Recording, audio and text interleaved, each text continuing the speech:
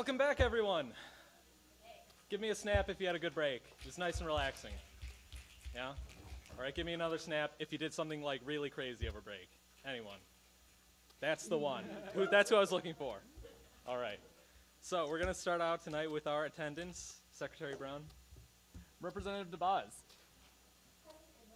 Representative Gallo. President voting. Representative Malloy. Representative Huffman. Representative Sabe. Representative Fitch. Representative Smith. Representative Ratliff. Representative Shue. Zoo. Representative Heck. Representative McHenry. President voting. Representative Ladelfa. Representative Butcher. Representative Wetterston. Representative Kohlmeyer. Representative Lindell. Representative Liu. Representative Tingley. Representative Ruska. Representative Feaster. Representative Payne. Representative Stum. Representative Shaw. Representative Alvarado. Representative Toomey. Representative Gladys. Representative Rangaswamy. Representative Ridgway. Representative Cummins. Vice President Cummins, thank you. Vice President Cruz. Vice President Dooner. Parliamentarian McKee. Treasurer Sloth. Treasurer Williams. And Speaker Denzik. Present. All right, great. Now, if you will all join me for the pledge. Oh, we forgot someone. Secretary Brown. President Agarwal. President voting. Thank you. Now, if you'll rise. I pledge allegiance to the flag of the United States of America and to the republic for which it stands, one nation, under God, indivisible, with liberty and justice for all. All right, now at this time, we are going to introduce our guest speaker for the night, President Agarwal. All right. Hello, everyone. Good evening. We're going to start off this first GA of the semester with a guest speaker. We have Pat Kennedy here with us this evening. He is the Associate Athletic Director and Head of Club and Intramural Sports at CASE. And he was invited by Representative McHenry to speak to some of the questions that have been brought up with regards to a resolution that we have seen once or twice. It was the club sports resolution for accessing sports medicine staff and training. So I will invite Mr. Kennedy up to the podium, and I have some questions that the Assembly has prepared for you. All right, a less hostile group than I faced Thursday with the Graduate School Senate and deal hours and all those fun things that I believe that you'll be calling me back for at a later date. But on to this business. Thank you so much for coming this evening. So some questions that have been brought up with regards to the club sports team access to sports medicine was, could this possibly take away resources from varsity athletes if this were to be implemented? Yes. And in what way? I know Scott has had extensive conversations with Dr. Dowles, the athletic director, that I'm not privy to. So as I share my own personal opinions or thoughts on this, that could be in total conflict with what Scott and Dr. Dowles has talked about. And if that's the case, then Scott, then you need to raise your hand and tell me that I'm out of order and it's out of left field. I know in previous years where we've had discussions with our athletic training staff, Susie Higgins, our former athletic head trainer, and right now Chris Sheridan, we're currently understaffed right now as it relates to varsity athletes. Probably the ideal situation is that we would have 2 or 3 more full-time athletic trainers to deal with the 400 varsity athletes that are competing 19 weeks out of the year on that end of it. Right now we currently have 3. They're faculty members. In addition to treating the teams that they're assigned to, they also teach physical education classes and a sports medicine minor. When you ask me if it would take away from our current varsity athletes, and I'm going to put words in Chris Schenberger's mouth, is that yes, that right now he believes they're understaffed. I would also concur with that. I'll also say that I would like to see some type of sports medicine stuff made available to our sport club kids. I'm not sure that this is right now somewhat feasible economically in our current situation. But again, I'm not, Dr. Dowles may have a different opinion of that. Okay, so speaking again to financial constraints, there were some questions that would there be a cost? First and foremost, do club sports students who participate in club sports, are they required to kind of give any indication of having medical insurance, file that with the athletics department? On their membership waiver forms, that they'll list their insurance, but they're similar to our intramural participants, similar to you as the general civilian population. We know that you have to provide the university either with the documentation of health insurance, or you take the student health plan, very similar to what all our students do. Our student athletes also have to have health insurance. There's a secondary policy that once their primary, if a varsity football player gets hurt, it's charged to his primary, his mom and dad's, or his own personal health insurance. Anything that they don't cover is then forwarded to a secondary policy that the university has in relationship to the NCAA to cover those costs. That insurance policy doesn't cover physical education students, intramural participants, or club sports participants. So we ask for insurance coverage. It's a university policy, so really what we're following up with what is already being done when you register for classes here. Okay, and so as a follow-up, to clarify, are you saying that if this program were to be established where intramural students could access sports medicine training staff, it would be a cost beyond their medical insurance, or would they be able to receive this as part of the program in the athletics department? Would it be free, or would they have to provide a cost because their medical insurance that they have registered with the athletics department does not cover it? If that makes sense. I've got to believe with our current manpower that there would have to be some kind of financial, there'd have to be some kind of financial resources made available, whether it's hiring additional trainers or team physicians or something to be able to provide that service. Are there any resources currently that could make this available for students without cost in the department, do you think? Sport club students, sport club members, participants, Having access to staff? not that I'm aware of. Okay. Does the Assembly have any further questions about this resolution?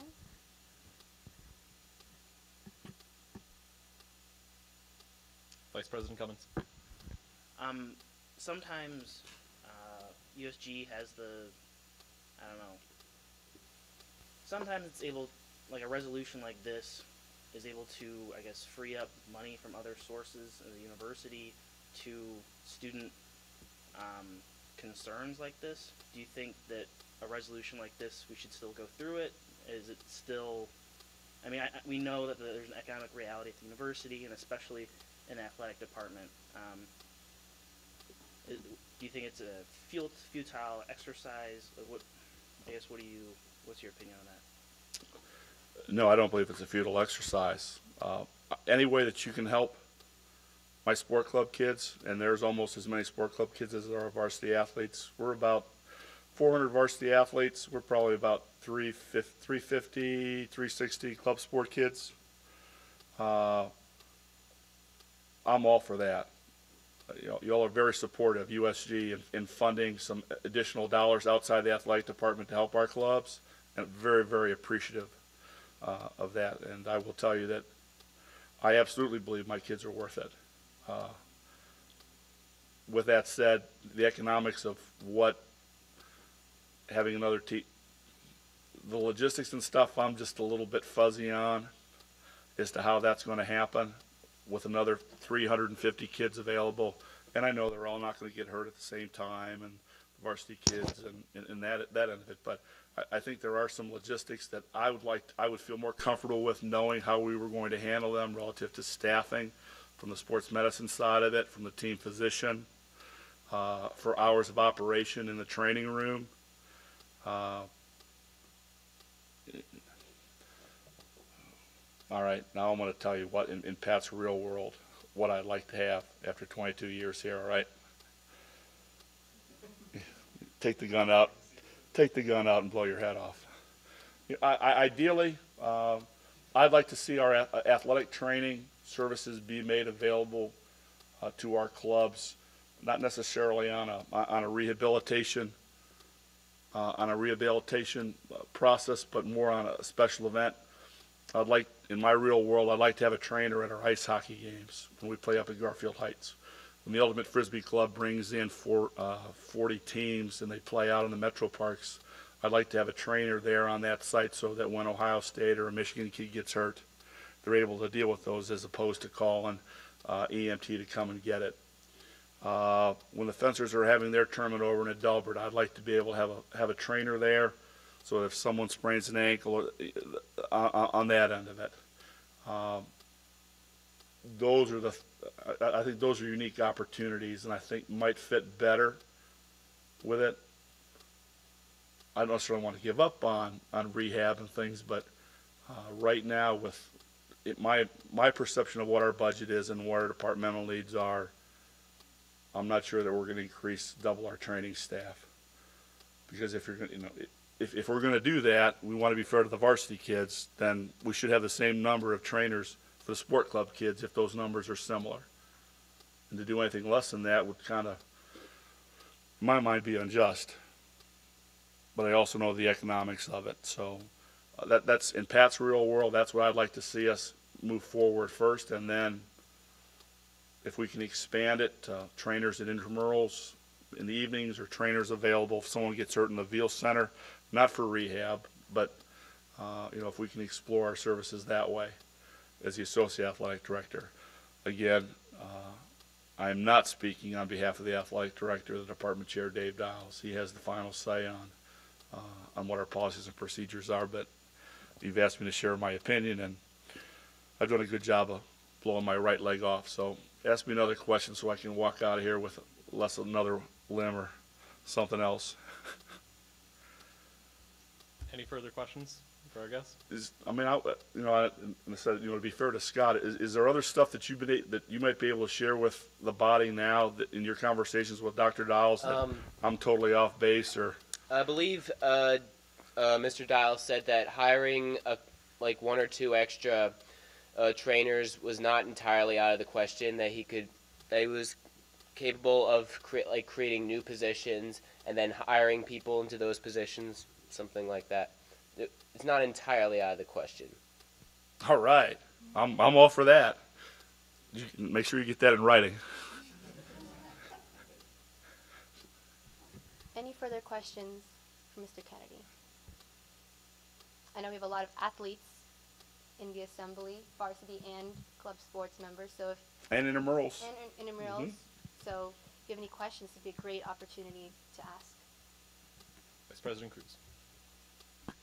I guess just I'm a member of the crew team, and I guess not necessarily are we after a trainer to tape ankles or things like that. We're just after being able to go in and get ice when we get hurt or pull a muscle or something like that. Is that a possibility? Just giving students access to the training room with ice or to use materials perhaps? 'Cause I know how to tape ankles. I don't need a trainer to tape my ankle, but if I could use the tape or use the ice, that would be a great resource as well. That's probably something that the crew club should budget for relative to tape and pre-wrap and make it available to their members out of their budgets and stuff. As far as ice goes, I know that as students get injured in Veal, we can make that happen. We can provide access to the ice machine downstairs, and you're not having to buy your own little Giant Eagle ice bags. We have those, to have access to that. But specific first aid supplies and things, our club's budget for those, and if we need more or less, then certainly that would be an expenditure that would be approved, in my mind, relative to the support of the organization. With that said, I'm not letting the ice hockey club buy 17 boxes of white tape so they can take up their hockey sticks.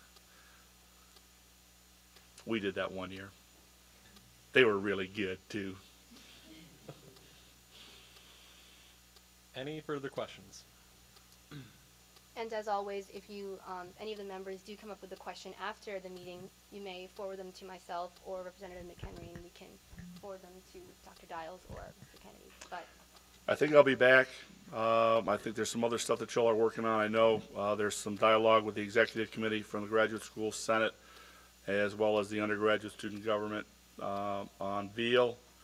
Mr. Thompson, to my right, he was going to have to carry me out if he had any Veal questions and stuff. I was bringing backup and things. I also know that James Hale is working on some projects, and I also know there's a club sport for physical education project that y'all are going to be considering and stuff. So I would anticipate at some point in time you'll be inviting me back, and I'll be more than happy to send Dr. Dowles in my place. I will come back and do the best I can to answer your questions honestly and as much information as I can and things. Thank you. You guys have a good spring semester.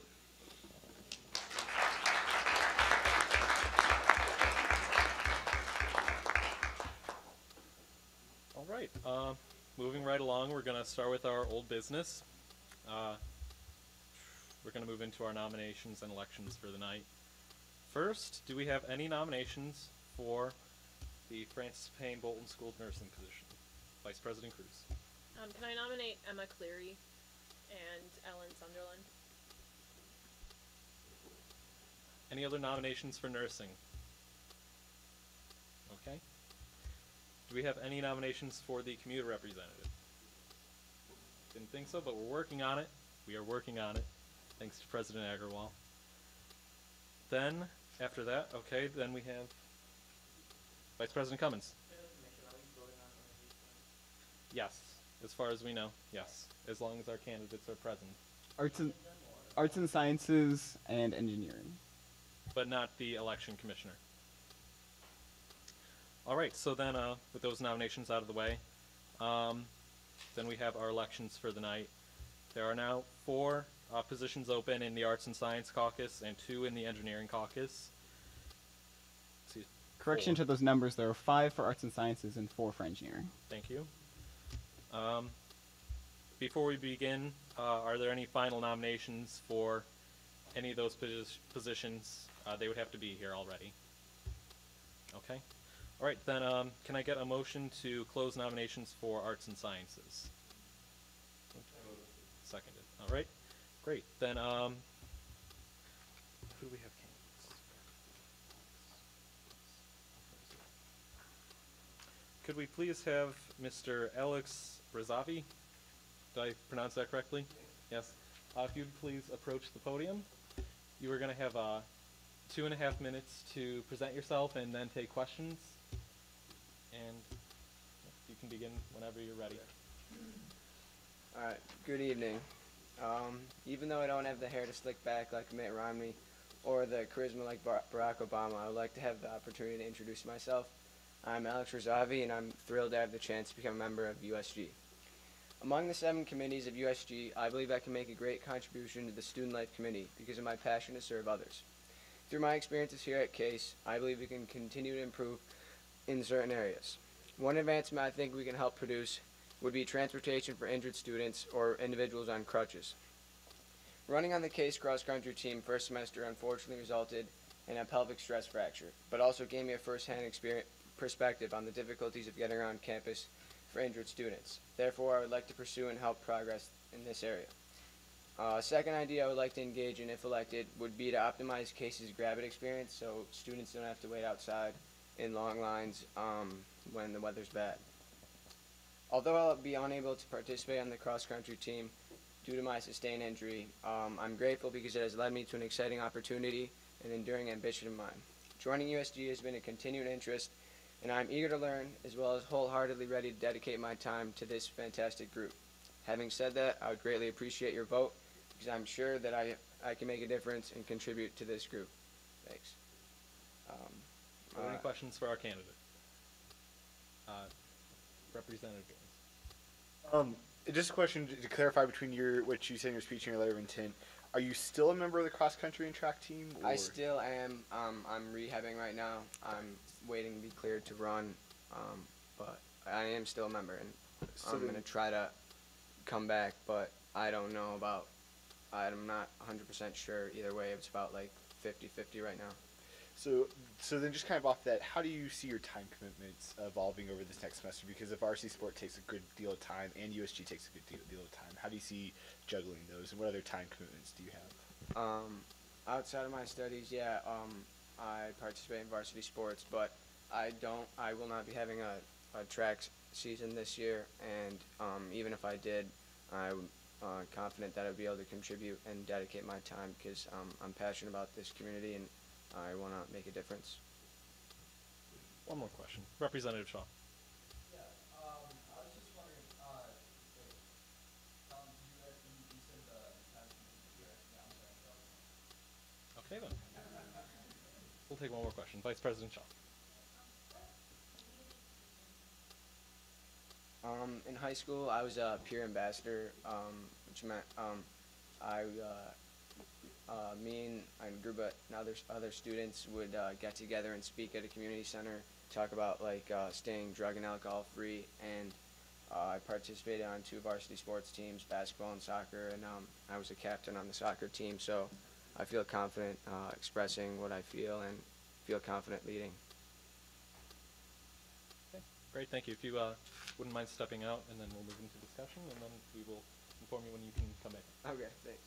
As a quick point of order, if you are a voting member and do not have your iClicker, please make sure you get it. If you don't know your number, I'll be showing the PowerPoint during discussion as I can. So please do come up and get that though. You will need it.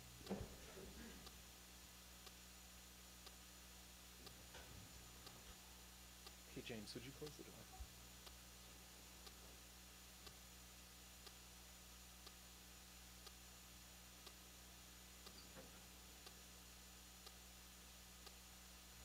If we could please turn off the recording equipment for this. Yeah, thank you. Okay, we'll have discussion till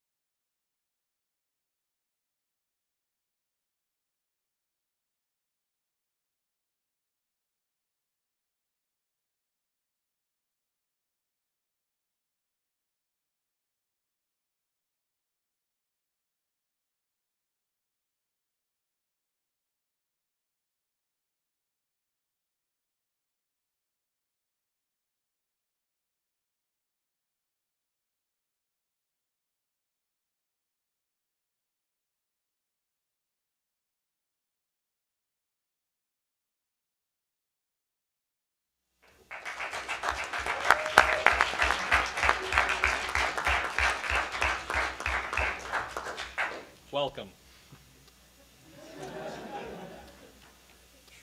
All right, so next we have our engineering election. Are there any final nominations for engineering, a candidate that's here tonight, before we move forward? Okay, can I get a motion to close nominations then? Second, all right. Could we please have, where's the letter? Could we please have Mr. Brian Haight approach the podium?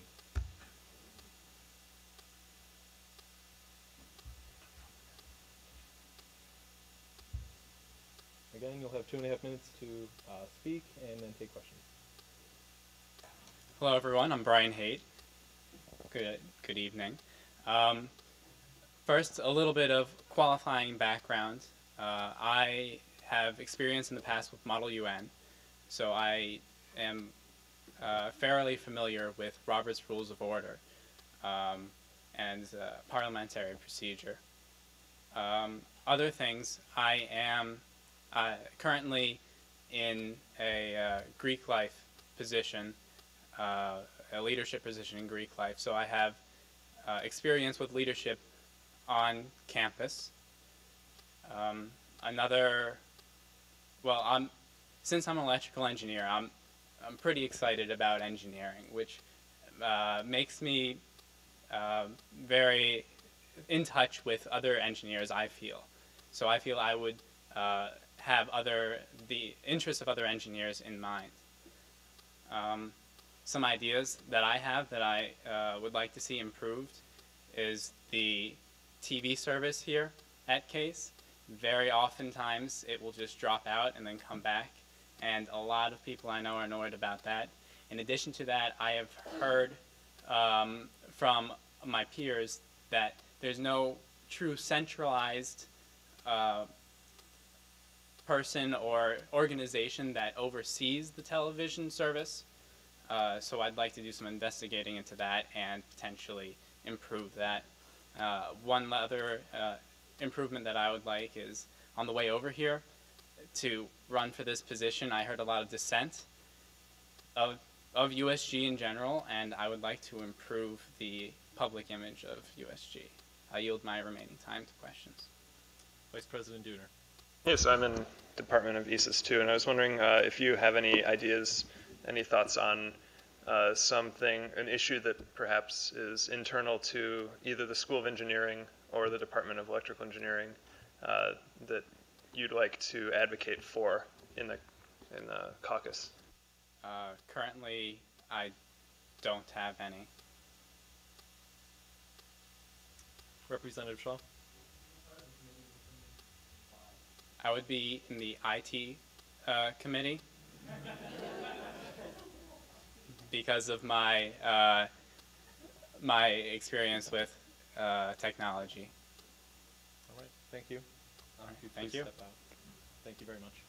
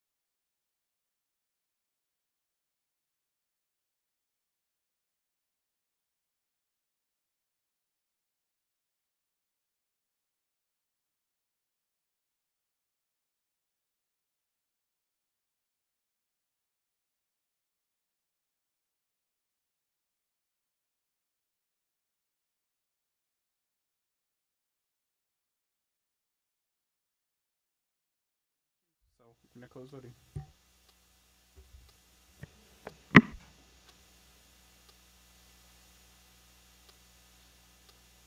Great. Colleen, if you could let him in, please.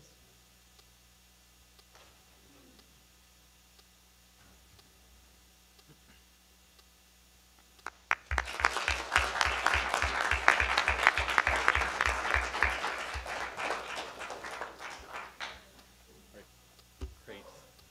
All right, now we are going to have our nominations for the Spring 2012 Election Commissioner. Does anyone have new nominations? We currently have 0 candidates. Any nominations for the Spring Election Commissioner? Vice President Cruz. Yeah, President and Speaker are not eligible. Representative Gallo. Yeah, point of inquiry, I think. What are the qualifications for this? So they must be a USG member. They cannot be the speaker, the president, or any member of the judicial board, including myself. Representative Alvarado. Sorry, yes, you can also not be intending to run in the spring elections. So. Treasurer-elect Williams. Just a point of inquiry, would ad hoc committee people count as USG? So I'd say nominate ad hoc Representative Vaughn, Patrick Vaughn. Oh, is it? Yeah, he's not. No, ad hocs are not elected members of the assembly, so they are not eligible.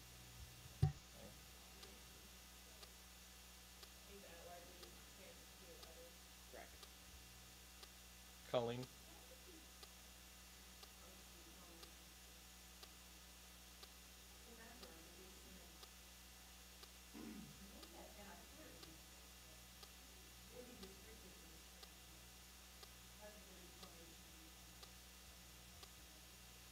I can't speak to other previous changes. I just know what's in there now. Would have been in well, pretty much all bylaws. I will pull up the documents right now and take a look at them, but I can see what they say right now.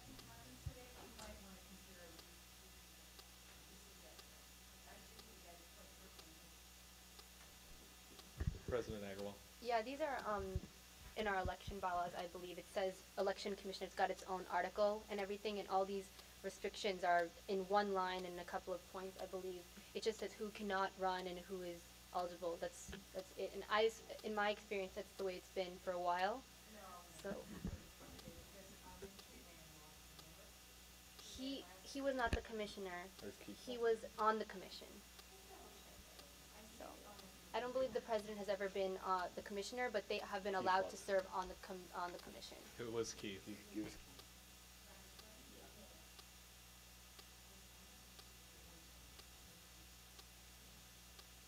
Section B displayed is the applicable bylaw section. The section B that I'm highlighting is the applicable section. I'll try and zoom in a little. Yeah. Vice President Cruz.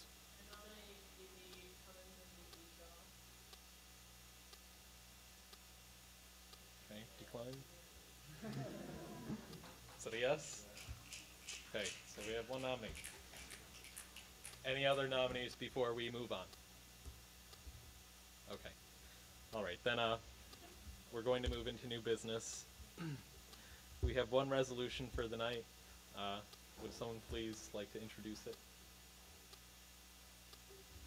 Treasurer-elect Williams. I move to introduce Resolution R21-05.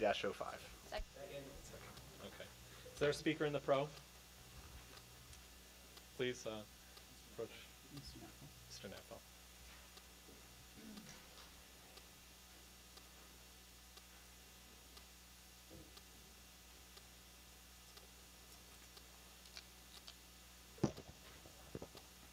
Hello, everyone. First, I want to say thank you for inviting me out tonight. It's been about 2.5 years, 3 years since I've been standing behind this podium talking to you guys, proposing something. So, all of you have the proposed resolution in front of you. I just want to quickly go through it. I was first made aware of a policy that the Office of Housing, Residence Life, and Greek Life has at the beginning of last semester. And it took me almost the entire semester to sit down with individuals and talk about it. The policy expects overarching compliance with any of the university officials even if it's outside of the scope of their position, for any member that is a resident, so anyone living in university housing. I know that generally these kind of policies are very broad to cover all bases, but it's still very vague. I've sat down with Don Kamalski and with Glenn Nichols with Divya, and we discussed the policy itself, and they agree that it could undergo some refinement, and so I'd like to see this go through so that they're made aware that there are other individuals that would like to see it revised and refined, and perhaps made less vague, more specific, especially with the repercussions of what might happen. That's all I have. Do you have anything else? Okay, then I'd like to open the floor for questions. Points for the speaker. Vice President Cummins. Where you had a couple appointments with university officials and stuff. I was wondering what came out of those discussions. Absolutely. So I had a meeting with Don Kamalski and Glenn Nichols at near the end of last semester. We discussed the policy, and they more or less said that it couldn't be revised, that a lot of the policies are under revision right now, and that this policy, which came to my attention, could be one of them that was revised. I'd like to see that there'd be undergraduate support in this, though. The revision policy affects all of the undergraduates, especially those living in the residence halls. And without input from us, they could make policies that I feel are not necessarily the most fair. So the meeting itself wasn't very long. It was just a general discussion of why the policy was implemented and stuff like that. But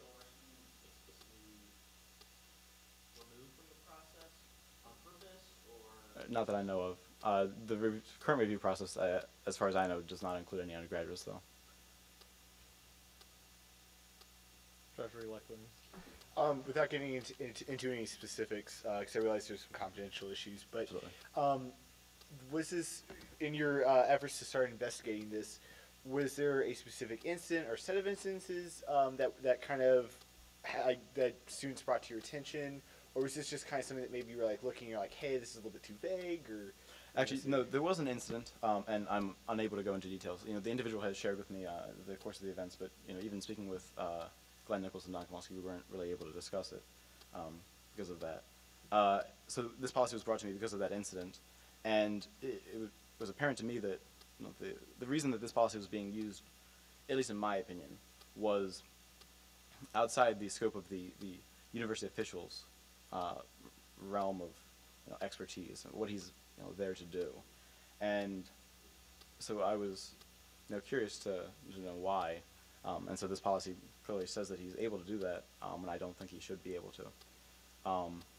But it's not necessarily that I want to change. No, that's done and over with. The policy is vague. I think that people who are having this used against them should be aware of the process, aware of what the ramifications might be, not necessarily letter by letter what's going to happen, but more general, like this could happen if X, Y, Z, but not a very hard document. You understand? When I first brought this to the attention of President Agarwal, she was under the impression that it was for drinking, and it really was not. The incident that was brought up was more academics, actually, and so this is used by all three offices, the Housing Residents of Ann Greek Life, as a collective. So. Final question, Vice. Okay. Thank you. We're going to move into discussion now. Thank you. Is there a speaker in the con? All right, then we're going to move into discussion for 5 minutes. Points for discussion. Vice President Duder. My thought on this is, just reading it. I mean, it's only 4 sentences. Like, it does seem pretty vague, and I was actually wondering myself. I figured there was probably an incident or something which sparked the investigation of this, and just reading through this and thinking of just imagining being in a situation where someone's using this against you, just for even something probably pretty trivial. It just seems a little bit scary, so I'm in favor of a rewrite or a rethought of this this part. Secretary Brown. The question I want to pose would be, is there an issue with the policy, or is there an issue that there is no recourse for a student who has the policy used against them in a way that is not specified in the policy? So if a staff member uses the policy outside the scope of their duties and there's no recourse, is that the issue, or is the policy too vague and then it needs to be revised? Just something to think about. Other points for discussion? Representative Fitch. I can see why everyone says it's vague, because it is very vague, but at the same time it's kind of understandable that they have it like this so that the university doesn't create a loophole in their own policies. So they're probably trying to avoid that. Treasury-elect Williams. Actually, a question for Secretary Brown or anybody who's ever served as an RA. How exactly, again, without going into specifics, how is this policy used in housing, or how is this? How have you been told that this policy works? One example, the only example that I know of that I've ever used it for is actually associated with the drinking, but it's more like when a person won't give you any identification. That's the main thing I thought of. And so not only do they get in trouble for, say being underage or whatever, but they also get in trouble for not complying with a res life official.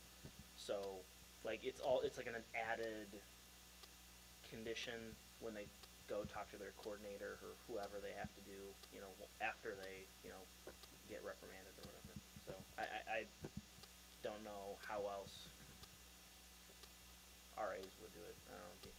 I mean, to add on to Steve's there, like, when one is documented for failure to comply, it's just listed as a documentation for that student, and then the coordinator during the meeting figures out what they want to do with it, if anything. Representative Shaw.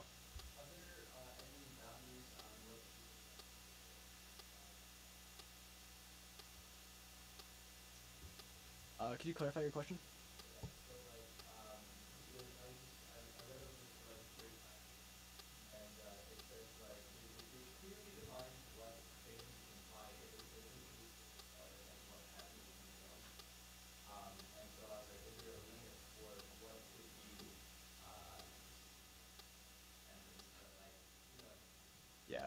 So that also, the policy is not used by the person who does the sentencing is the biggest thing I would say. So, who helps the person go through the conduct process. So while your RA may document you for failure to comply, your RA will not be dealing with anything after that. Your coordinator would go from there and help that through the conduct process. But is there a limit on what statutes, like what can be applied? Because usually when you have like some sort of transgression, you say like, if somebody does this, then they get suspended for so many days or something like that. There's nothing in here for that. I am unaware of how the conduct process works at that level. Thank you. It's sort of up to the coordinator's discretion. At a certain point, it's where it switches over to like more university-wide relations. So there is a defined limit at some point? Well, yeah, it's arbitrary. It's up to, so on its own, it could be a very minor infraction, but compiled with like several, documented examples of, then it becomes a bigger matter. So I don't think on the what Andrew said, the sentencing part, I don't think ever becomes egregious. It's whether or not it gets brought at all, which is where the problem with, I guess. Okay. We have reached time. Vice President Haley. Move to extend discussion by 5 minutes. Is there any dissent? Okay. Then we have more discussion time. Vice President Cruz. Granted. Vice President Haley. Sort of a way of addressing that question, in the scope of university policies, there is no limit to what you can do. I mean, there's scope to like what the university can actually do to you within the laws of the state.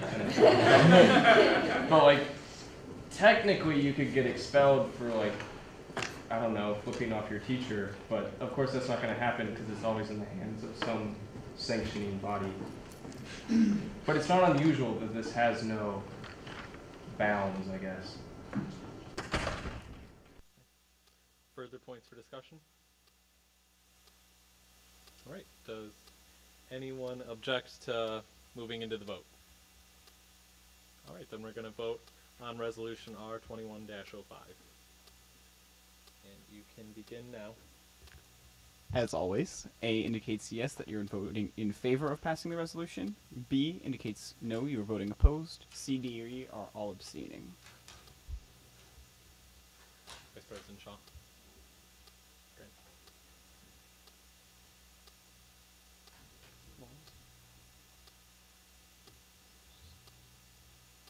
Go until 30 seconds. Oh, there we go.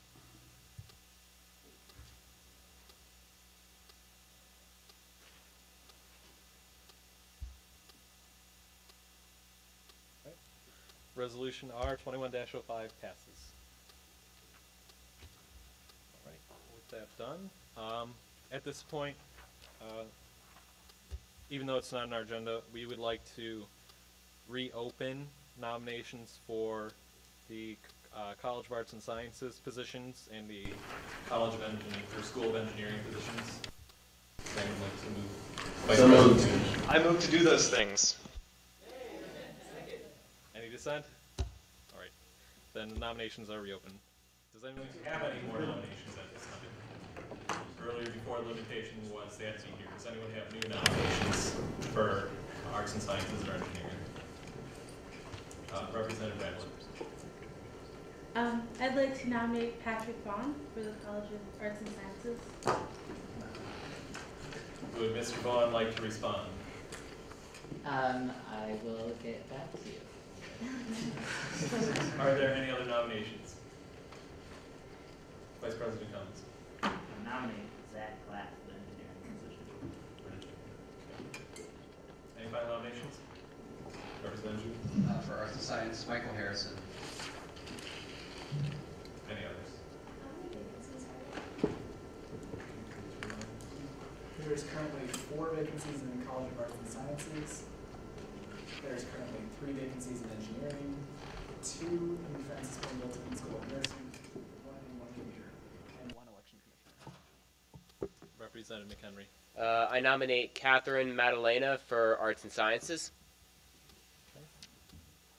President Agarwal. I just had a clarification. Do we still have 3 vacancies in engineering despite having elected 1 person? Okay, thank you. Any others before we move on? All right, thank you. Then we're going to move into committee reports. President Agarwal.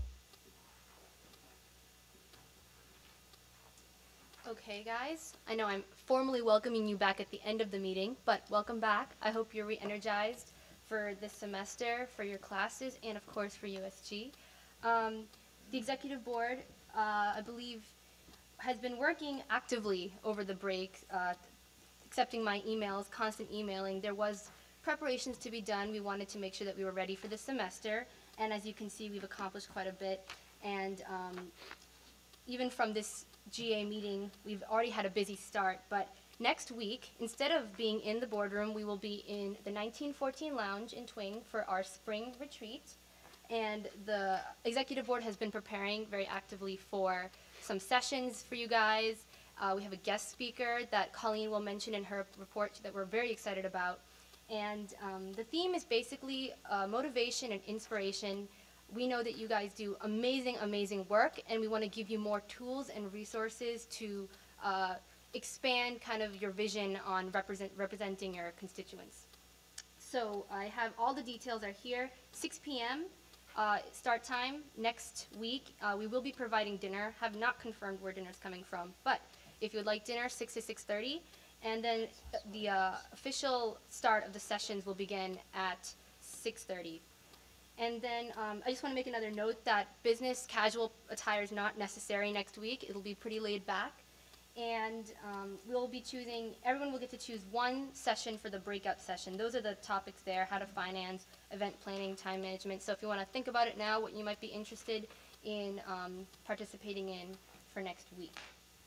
And I'll also point out the attendance aspect of it. It is counting for attendance because it's replacing GA.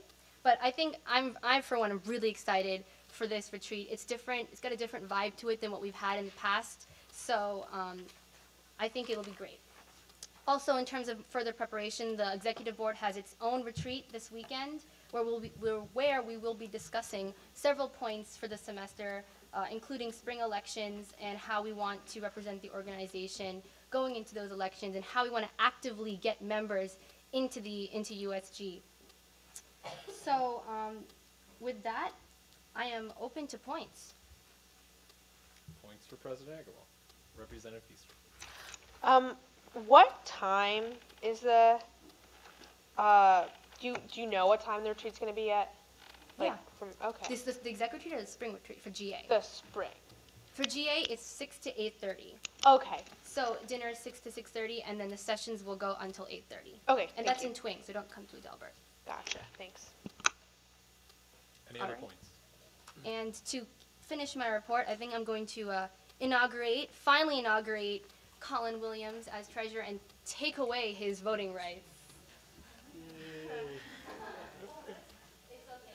He's making this sacrifice for us very, very valiantly, and he's going to do great in his position. I know it.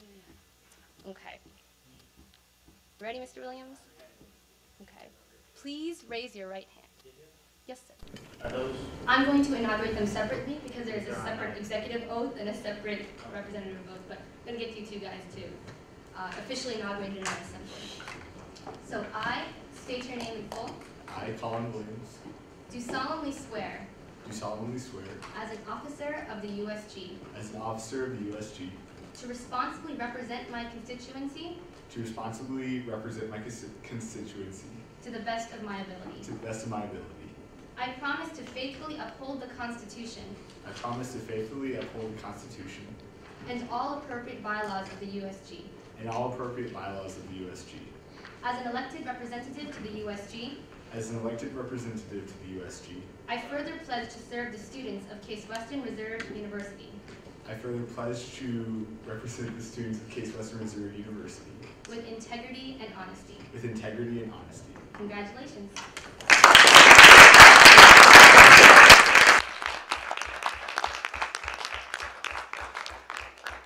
All right, and now I'd like to invite our two new representatives to the front of the room to be inaugurated into the assembly.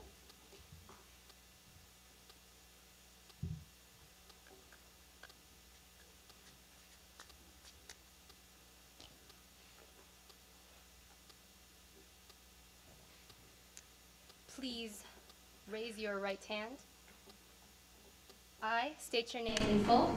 I, Brian Hayes, Do solemnly swear do solemnly swear, as a representative of the USG, as a representative of the USG, to responsibly represent my constituency to responsibly represent my constituency to the best of my ability. to the best of my ability.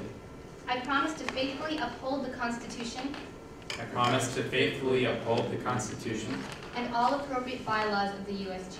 and all appropriate bylaws of the USG.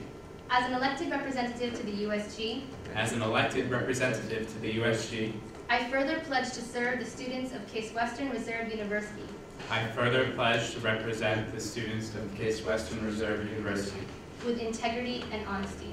with integrity and honesty. Congratulations.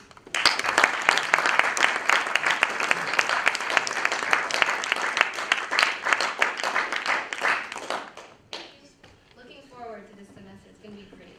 Really excited. Thank you, President Agarwal. Vice President Shaw, you have a report, please?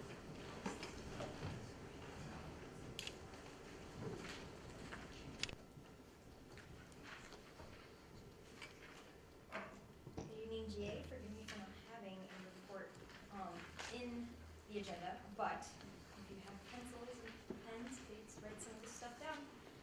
So, as usual, the Finance Committee will be holding its time on Friday from 12:30 to 1:30 p.m. My office hours will be Monday and Wednesday, 12:30 to 2, and then on Friday, 1:30 to 2:30 after the Finance Committee.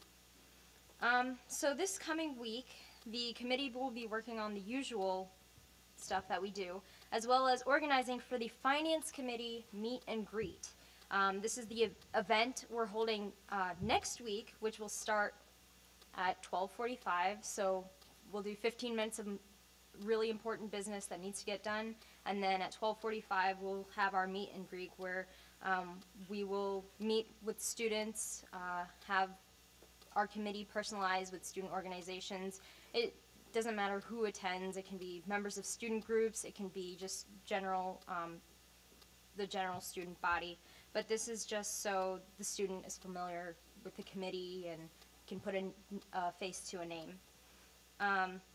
Next thing, this Friday, after the Finance Committee holds its meeting, at 2 p.m., we'll be holding an optional treasurer's workshop.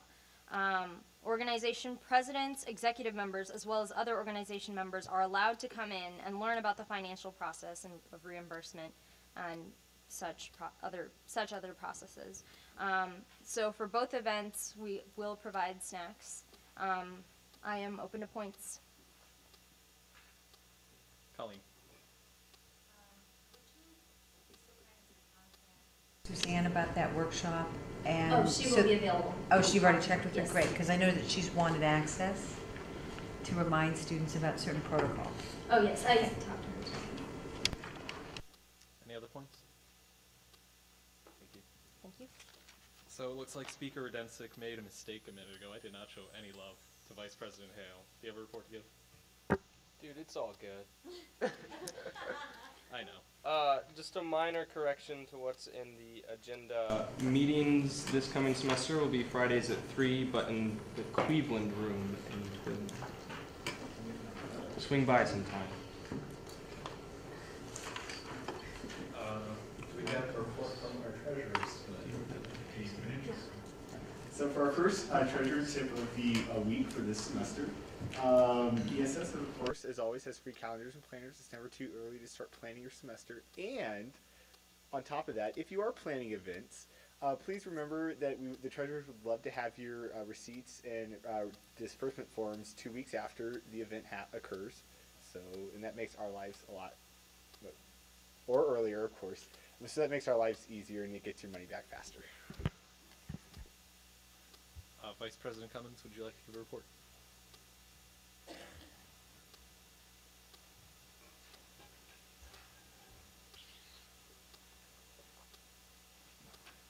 Well, I personally am really excited about the semester. I have a lot more time, a lot fewer classes on my plate, so it's all going to be devoted to USG. Just you wait.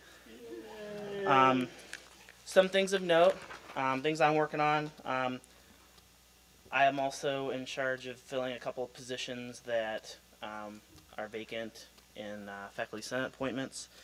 I'm also working on some sort of external hard drive location for stuff like that, you know, minutes and goofy things that would help not only the next VP, but also other faculty senate members that are students. My committee, as we go into this semester, will be continuing discussion on retention. I have a meeting with Lynn Singer on Thursday. If you guys thought of anything over break, let me know, and I'll be sure to bring that up. And also, cool thing about what the engineering caucus did last semester with the peer-to-peer advising. Vice Provost Feek gave me an old copy of CaseFam. It was this really cool. It was a similar peer-to-peer idea, but it was supported by administration, and so it kind of fizzled out maybe like 10 years ago, I think he said, but it could give us a little bit better way of running things more efficiently, you know, cool ideas. So we're going to be looking into that, and since we're not going to have the Undergraduate Teaching Excellence Awards this semester, we'll be focusing on facilitating those peer-to-peer relationships when it comes to scheduling classes for next year. And with that, committee meetings will still be at 6 o'clock unless I tell you otherwise. So, open points. Any points? Thank On you. Wednesdays. Thank you, Vice President Cummings. Representative Gallo for PR.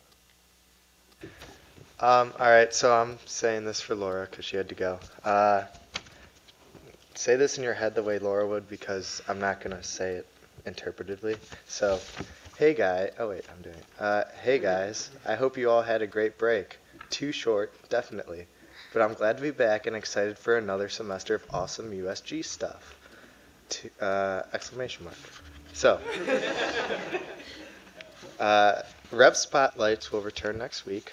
The election PR campaign is in the works. The PR committee also needs to look for an email tomorrow regarding meetings this semester.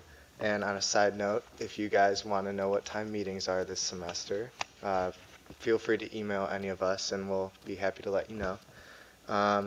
And if you have any more questions regarding PR committee or what we're doing, email Laura or anybody else. And from a philanthropy intramural point of it, which I'm doing, our first basketball game is next Wednesday. So if you need to like get in the zone for the next 8 days, do that. We were supposed to have a game tomorrow, but the other team dropped out because they knew who they were dealing with. So I guess we're 1-0. Any questions? Speaker is open to points. Thank you, Representative Gallo, for that beautiful reading. Vice President Dooner. Go, Tom, go.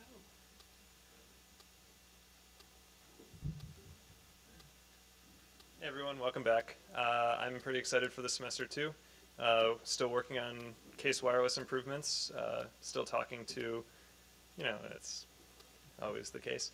Still talking to administrators, and over the break, James and I started writing some code for the new USG website. So no demos yet, but maybe at some point soon we'll get that. Meeting times are Mondays at 7 again, because I didn't hear any dissent. So Mondays at 7 in the homey USG office. Open to points. Cool. Thank you, Vice President Dooner. Parliamentarian McKee. Hey guys, my office hours are changing this week. They're now Mondays and Wednesdays, 1 to 2:30, or by appointment. Feel free to come talk to me about anything and everything USG related, case related, etc. Also, for my tips of the week, if you can never not make a General Assembly meeting, please remember to try and find a proxy. It will save you losing one of your few unexcused absences that you're allowed. And as an add-on to that, if you ever cannot find a proxy, please email me and let me know. It won't excuse your absence, but it gives me a heads up so I know what to expect in terms of prepping for making sure we have quorum and such. Thank you. Thank you. I know that because of break, some of the caucuses are going through a bit of a shake-up right now. Does anyone from the caucuses have a report tonight? Representative Ruska. So USNA received final approval to put an undergraduate representative on the nursing school curriculum committee in addition to the graduate school representative for the first time ever. And the USNA peer mentoring program is set to launch at the end of this month. Thank you. Would any other caucus like to give a report tonight? Okay, thank you. Then we will move into open forum. Yes. Secretary Brown, do you have anything for the USG feedback report? Nothing to report. Right. Anything for open forum? Vice President Dooner. Forgot to ask when I was just up there.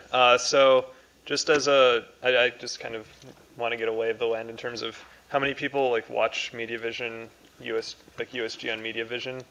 Does anyone, or on YouTube that is? Has anyone done that? Okay. And so just out of curiosity, I guess I get more for exec board and we'll be thinking about this. What is the popularity of streaming it to TVs, USG on TVs? Does any hands on anyone watching it on TVs? Yeah, so I guess the currently we're discussing with MediaVision in terms of pricing for the service that we get. And as it turns out, last year we received, due to some clerical error, I suppose, we received streaming on the TVs for free. This year it doubles the cost to over $3,000. So I think that's above the budget line item. And perhaps Divya can. Yeah, just a point of clarification. I think there's two things. You can get MediaVision and have them record it, and we'll put it on our YouTube site. But the streaming is that this service right here that we're getting, people are able to watch it as it's happening on their own TVs at home, and that's an additional cost. It doubles the regular MediaVision recording. So the question is, do you think students value the fact that they can get a live stream, a live viewing of this assembly meeting in the comforts of their own home, or if they should just kind of wait for the assembly meeting to be over and then check back on the YouTube channel and then watch the meeting afterwards? Because it is in our Constitution that we must have a public record of the meeting, a live recording, a video recording of this meeting. So we will still be using MediaVision to get a recording posted. But the question is, should we keep the live aspect of it? That will be double the regular cost because it involves having an extra staff member from MediaVision there to conduct the live process, the live procedures, setting up everything. Does anyone have any input on that for exec board? Representative Shaw.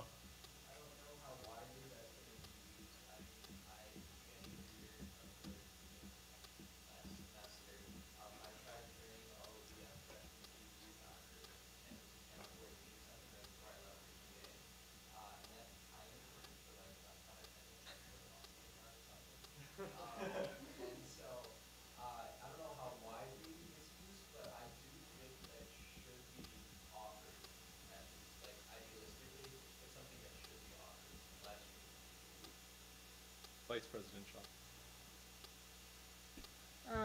I agree with Representative Shaw that it should be available live stream because, for example, if a student was just flipping channels all of a sudden at 7 o'clock, and they find USG up, the General Assembly up, it's a great way for us to PR.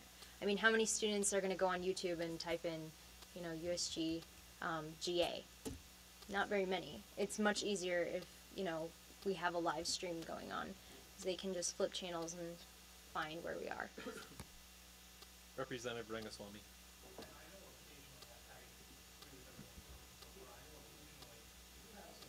Big hot button things going on here at GA, and things where there's even been lawyers in this room. So when things do get a little bit interesting, it's always nice to make sure we have that live feed because there will be people watching from home, and those things do happen from time to time. Representative Liddell. Is there a way to currently monitor the usage of that? I don't know if anybody. Does anyone have a response to that question? Could you restate the question? I'll just answer. So the question was, is there a way to monitor who watches TV shows, or like this TV show, for example? I don't believe there is, because when you see like ratings for other TV programs, it's because they call up a bunch of people and ask them if they've watched the TV. I guess we haven't really done that, so there's no. That's what I'm doing now, I guess. Representative Feaster. How many hits do we get on YouTube? Anybody know? Tens of hits. Around it's between 50 and 100 for most of them. Yeah. Usually 50 and 100? Okay. Then my question would be, I'm assuming a good number of those are us. So,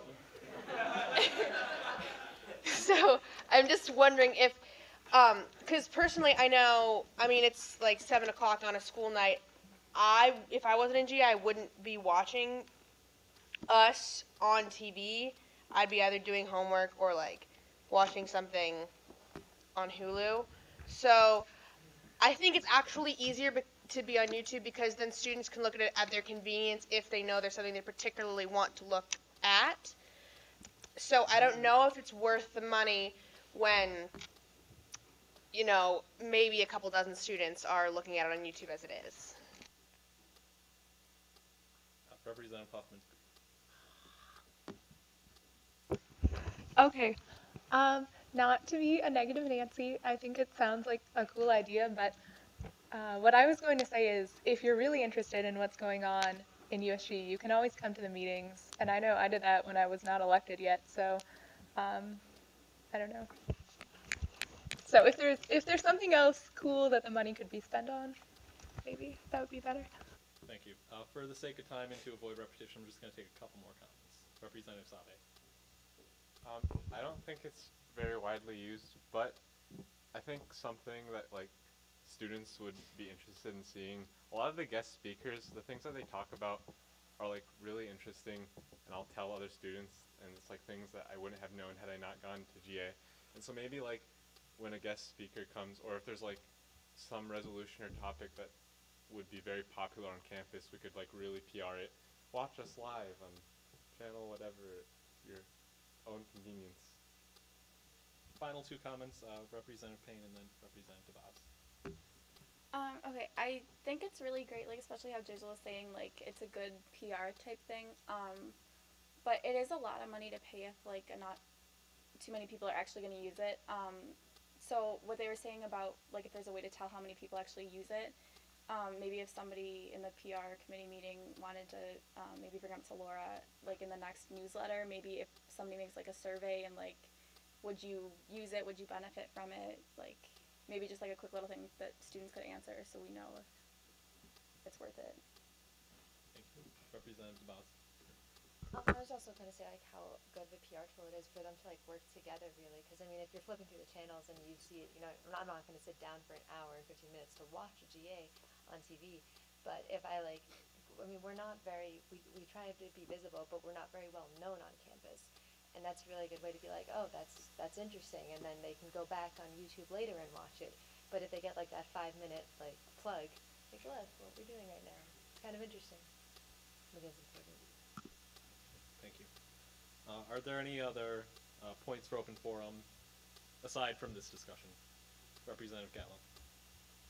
Yeah, totally random, but speaking of TVs, I know nobody probably cares about the Cleveland Cavs, but if you do and you've watched the games recently, do you know what channel they're on? Because they're not... No, listen. All right. I rescanned the TV to find the channel, and the channel that it's supposed to be on is a totally different channel now. So I don't know what's going on. Just, you know, keep it in the back of your mind. Dan, as far as I know, you can just do a search on case like cable TV lineup and housing has the full list.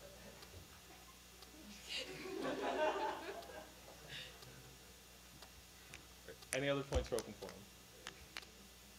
All right. Moving on then. Colleen, would you like to give a report? Sure. Okay, a couple things. There's a new initiative coming out of my office that really I gratefully have to acknowledge Divya for. And that's a new online newsletter specifically for the student clubs that USG recognizes. They received a lot of email from me or announcements from other clubs, and thought there's a more efficient way to do this. So what we're going to do is we're going to do one newsletter a week, and it's called iLink, and it's coming out of my office. And if you have announcements or things that are pertinent to this group, i.e., Steve, your need to recruit for the faculty senate committees, that's a really nice piece that could be announced. James, you had a good announcement, the new projectors. Things like that that are really important to this audience. This is another way to connect, and I'm hoping that this will alleviate the sending immediately to junk. Perhaps not, but we'll see. So that's really important, and I think it's something you should be really excited to see. The other thing is, the retreat's been mentioned, and I'm really excited. There's one of the presenters is Ian Charnas. How many of you know Ian? Anyone? Ian graduated in 2005, and do you know the Tesla Orchestra? Does anyone know that? Okay, he created this. He's the mastermind behind the Tesla. And he also now has been hired by the university to administrate the ThinkBox. Okay, so this is a guy, I worked with him as a student org leader, and he was just the most creative, imaginative, off-the-wall man I've ever known, and I've loved reconnecting with him on this. I thought about him for a session on motivation, because I truly, genuinely believe that to be motivated means to be creative, to think out of the box, to walk a different path sometimes. So I asked Ian if he would do a presentation to you, and he has agreed to. And we went to lunch, and I kind of gave him an overview of who you are and what you do. And he knows that. I mean, as an alum, he knows that. He was well connected, but he wasn't on the USG. And sometimes I think when you're a student org president, sometimes you don't have quite the same love of USG that others do. So I wanted to make sure that he knew you and knew how hard you worked, and he does. He's all grown up and knows the realities of the world now. So the coolest thing is that in the 5 minutes that we just talked about this topic, I was enthralled. So, I mean, after a jaded career of 30-some years in this, and I'm still excited by what this guy has to say, I think you'll really, really enjoy this particular session. And so look forward to that. And if you want to do a little research on Tesla or ThinkBox, it might, might be fun for you to look at before next week. And then finally, of all the Martin Luther King celebration points, there are so many, and I hope that you look online at some of the opportunities that will be presented this week. I really wanted to point this one out. This is, I don't know if you've seen the flyers for it. I'm going to read just the tagline. In July 2002, 22 Palestinian and Israeli teenage girls traveled to the U.S. to participate in a women's leadership program called Building Bridges for Peace. Award-winning filmmaker Lisa Gossel's highly acclaimed My So-Called Enemy is about 6 of the girls and how the transformative experience of knowing their enemies as human beings meets with the realities of their lives at home in the Middle East over the next 7 years. So, the reason I'm encouraging you to think about it is that it takes leadership to a whole different level. To be able to love your enemy. It takes a great deal of compassion. So I have these flyers, and if you would be so kind, even if you can't attend, or perhaps you're not interested, that's totally cool. Maybe there is someone that would be. So if you wouldn't mind passing it along to someone, okay? And I am really excited to have you back. We missed you so much. It was very quiet, much too quiet around the office. So welcome back, and here's to a really great semester.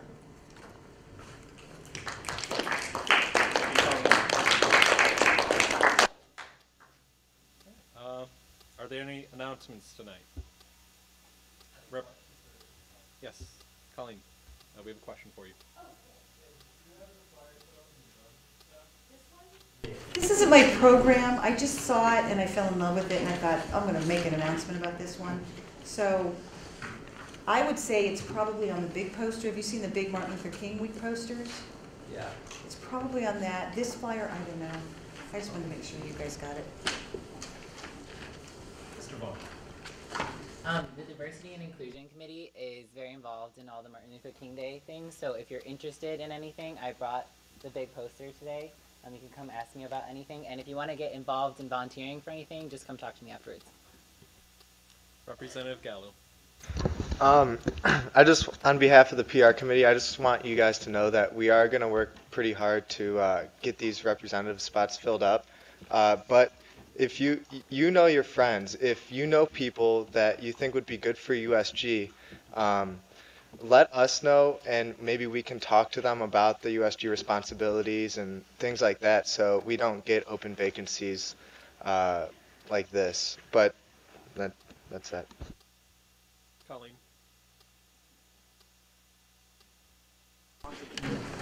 Sorry.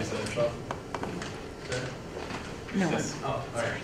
Yeah, so with the spring semester elections and everything comes a great opportunity to be able to find a USG mission statement. So in the next coming days, I will be sending out an email, and it will contain a survey that should only take about like 5 to 10 minutes of your time. So I'd love to have responses from everybody. There will be a little box on it at the bottom of it if you would like to be actively involved with writing the USG, or helping create a USG mission statement. Please drop your email in the bottom of that box and I will add you to a list. You can show up, if you could even make it to one meeting, your input would be greatly appreciated. And please take the time to fill out the survey. It would really be beneficial. So my email, if you want to email me if you have any questions or anything, is sks100@case.edu. Again, it's sks100@case.edu. Thank you very much. Thank you, Smith. Theo. You can't sit at the edge next week. You have a blind spot, don't you? Sorry. To that side of the room. I can't. Too many. So two announcements, one for serious, or very serious purpose. Arts and Science Caucus, if you guys can meet over here at the end, like 2 minutes, to be real quick. On a fun note, tonight is Nacho Tuesday at Senior House, and it's offered at a special time, 9 p.m., which is very rare. So it's going to be a special night, so come on out, it's going to be great. Thank you. Okay, so again, as part of Martin Luther King celebration, next Thursday, the 26th, I think, is the annual Food for the Soul program. And if you would like to read, I would love that. You can just email me and tell me you'd like to read.